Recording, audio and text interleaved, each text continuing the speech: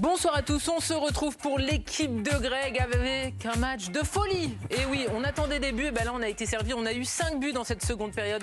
Et c'est finalement le Portugal qui s'est imposé 3-2 face au Ghana. On va le débriefer ce match, mais aussi l'actualité de l'équipe de France, toujours avec Karim Benani, Benoît Tremoulinas, Camille Macali, Julien Aliane, Pierre Boubi et Samuel Olivier. Pour une fois, on n'a pas été très bon au niveau de Madame Irma, mais on s'était dit il faut qu'il se passe quelque chose en seconde période.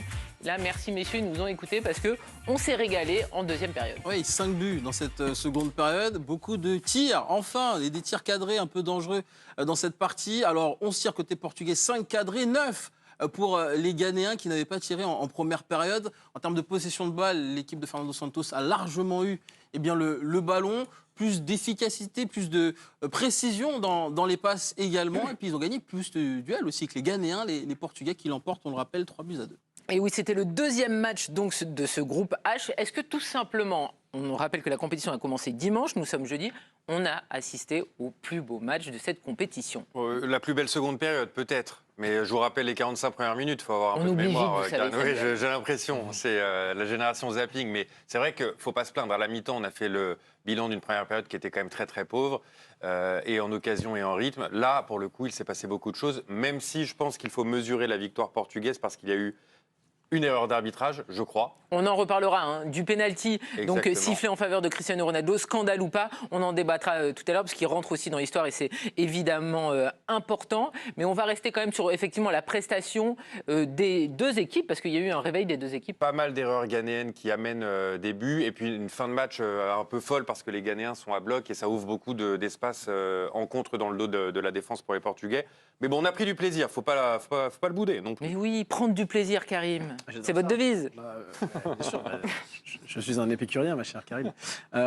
Oui, j'ai bien aimé cette deuxième période, évidemment. Plus beau match du mondial, je sais pas. J'ai bien aimé aussi la deuxième période d'Arabie Saoudite-Argentine, par exemple, où il y avait du suspense avec cette surprise incroyable des Saoudiens.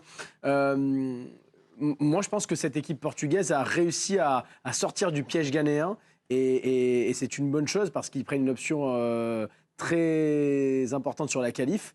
Et attention, on reparlera de cette équipe du Portugal, je pense, tout au long de ce débrief, mais je trouve que justement, cette équipe qui se reposait beaucoup trop sur Ronaldo les années précédentes a une diversité offensive qui peut être intéressante et dangereuse dans ce mondial si cette équipe prend confiance match après match. En tout cas, elle prend la tête de son groupe parce qu'on le rappelle que dans l'autre match, il y avait eu un triste 0-0 également et c'était déjà le 4e depuis le début du mondial. Benoît, vous avez été joueur. On va parler de ce qui s'est passé à la 65e minute. Cristiano Ronaldo qui obtient un penalty face à ce pauvre Salisu. C'est une arnaque absolue, là. C'est un scandale ce penalty ou pas? On est proche du scandale. Après, ça peut... Approche, donc on n'y est pas. Parce que ça peut siffler. Moi, ce qui... Mais à quel niveau? Sans la VAR, c'est ça qui me... Ah, oui. C'est ça qui m'embête, moi. Parce qu'il y a quand même la VAR derrière pour vérifier. Il y a plusieurs mecs dans le camion pour vérifier et ils acceptent. Alors, est-ce que c'est parce que c'est Cristiano Ronaldo qui a quand même une certaine aura dans le milieu du football et que ce but était important pour lui? Je ne sais pas, mais effectivement, pour moi, après la VAR, il n'y a pas pénalty, clairement. S'il n'y a pas la VAR, bon, à vitesse réelle... la VAR doit nous éclairer. S'il y a à vitesse réelle, c'est compliqué. Et là, ce qui est étonnant, c'est que l'assistance vidéo n'appelle même pas l'arbitre pour lui demander d'aller voir les images. C'est ça qui me dérange, c'est pour ça que je parle de la VAR. Parce que, après, au final, tant mieux pour nous, pour les spectateurs, parce qu'en fait, ce but-là a décanté le match. C'est vrai. Parce que du coup, le Ghana a été obligé d'attaquer. Ils ont égalisé. Ou non, ils ont... Ils ont égalisé, bien sûr. Oui. Ils ont grâce égalisé. à André Ayew. Exactement. Et du coup, en fait, après, ça a été... Ça a ouvert énormément de brèches dans chaque défense et ça nous a permis aussi de voir autant de buts. Mais effectivement, ce premier but pose question. Moi, je te peux mesurer, Benoît, pardon. Allez-y. Vous avez été joueur aussi, pas au même niveau, mais joueur aussi. C'est un scandale absolu. Franchement, il n'y a absolument pas faute. Je ne vois même pas à quel moment le joueur ghanéen touche Cristiano Ronaldo. Il s'effleure rapidement dans la surface de réparation, mais il n'y a absolument pas pénalty. Enfin, franchement, vu le petit rire narquois de mon ami Pierre Boubi, on va tenter avec Pierre Boubi. J'ai l'impression qu'il dira le contraire. Mais franchement, si Pierre, toi, tu vois un pénalty là-dessus, alors il va y avoir 25 pénaltys par jour. Et je passe sur le couvert de notre ami arbitre Samuel Olivier qui est ici. Alors, on va faire un point avec Pierre Boubi, qui est également joueur de foot, un petit peu plus haut que Karim Benani, Ligue 2, un petit peu de Ligue 1. Pour vous, il y a péno? Ouais, pour moi, il y a absolument pénalty, mais c'est pas pour Ronaldo Ronaldo ou quoi que ce soit. Moi, je trouve que déjà, c'est Ronaldo qui touche le ballon en premier. Et dans un premier temps, j'ai cru qu'en fait, c'était un épaule contre épaule. Et sur le ralenti, alors maintenant, on est en 2022, il y a la VAR, donc il faut l'utiliser aussi. Et en fait, le défenseur ghanéen pousse Ronaldo dans le dos. C'est pas du tout un duel épaule contre épaule. Même Bah non, notre arbitre. vous regarderez. T'as mal vu. Non, T'as j'ai mal vu, Julien vient de montrer les images dans le vu. JT.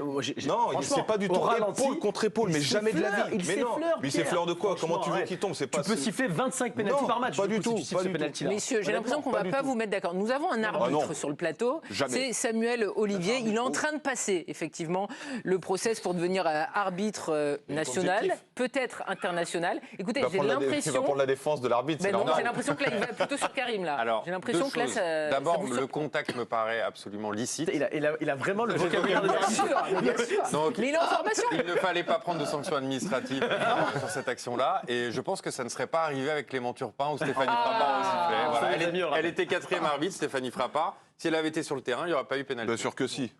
Eh ben, écoute, comment C'est un autre débat. Je dis bien sûr que si. Non, pour moi, il n'y a pas pénalité. Non, mais là, on rigole, on se marre et tout. Mais honnêtement, moi, je suis Il y gagnant. a tous les jours penalty, on va pas en débattre 100 ans. C'est franchement un scandale, honnêtement, ce penalty-là.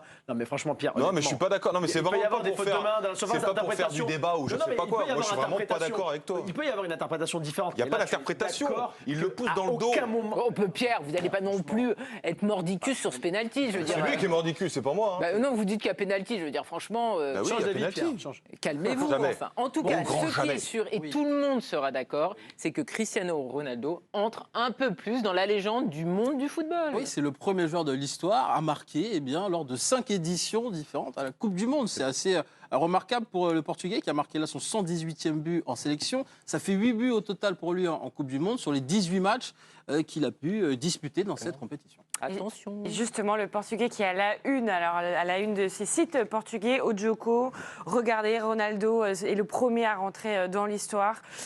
Abola nous dit la même chose également, Ronaldo. Et puis, on fait évidemment le débat du GOAT. Ça y est, ça revient. Ronaldo marque un but lors de ce mondial. Le débat du GOAT, on attend le réveil de Messi, pourquoi pas. Et puis cette petite image avec ces 5 mondiales, ça démarre en 2006, en haut à gauche, vous le voyez en Allemagne, on s'en souvient, il avait perdu en demi-finale face à la France. 2010, éliminé en 8e en Afrique du Sud. Et puis voilà, jusqu'à ce dernier instant, au Qatar 2022, Ronaldo qui a participé aux 5 mondiales et qui a marqué à chaque fois. Est-ce qu'on peut dire que ça fait plaisir?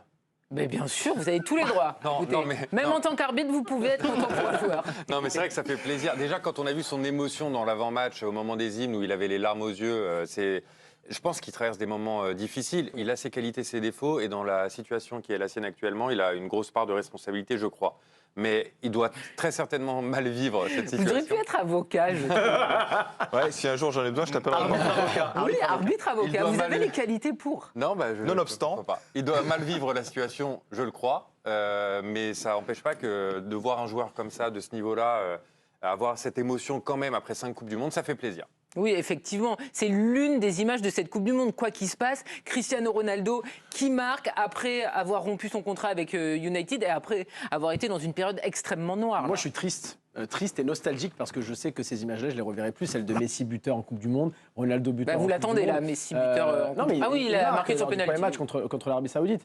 On est en train de tourner une page importante du football moderne et on écrit les dernières heures là dans le Gotha mondial de Ronaldo, de Messi. On verra dans 4 ans ce qui se passera, mais vraisemblablement pas besoin d'attendre Ronaldo si et longtemps, Messi je pense. joueront pas à la prochaine Coupe du Monde. Et il faut profiter, franchement, savourons ces moments-là parce que ces joueurs-là ne seront plus là. Quelle longévité! Ils jouent une demi-finale de Coupe du Monde contre Zinedine Zidane et ils marquent là contre le Ghana au Qatar 16 ans plus tard. C'est exceptionnel. Bravo. Vous avez raison de le rappeler, il a 37 ans, il est encore très jeune bien sûr, mais pour un footballeur c'est un petit peu avancé, il aura 38 ans en février. Cristiano Ronaldo, on va continuer évidemment de parler de foot, on va parler de l'équipe de France, vous le savez, elle est à l'entraînement aujourd'hui. Bonne nouvelle, Raphaël Varane va très bien, mauvaise nouvelle, Kingsley Coman a quitté l'entraînement.